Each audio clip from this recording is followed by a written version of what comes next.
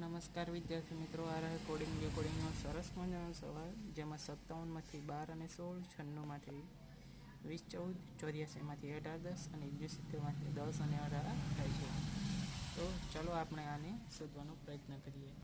અહીંયા આપણે જોઈએ કે 57 છે, એમાં 5ને 2 વડે ગુણતા 10 આવશે અને 10માં 2 ઉમેરતા 12 આવશે, જે અહીંયા આપેલ છે. તેવી જ રીતે આ 7ને ગુણ્યા 2 કરી 2 ઉમેરી તો 16 આવશે, જે અહીંયા આપેલ છે. એવી જ રીતે 9 ગુણ્યા 2, એવી જ રીતે 6 ગુણ્યા 2 કરતાં 20 અને 14 પ્રાપ્ત થશે. તેવી જ રીતે 8 ગુણ્યા 2 અને 4 ગુણ્યા 2 કરતાં 18 અને 10 પ્રાપ્ત થશે.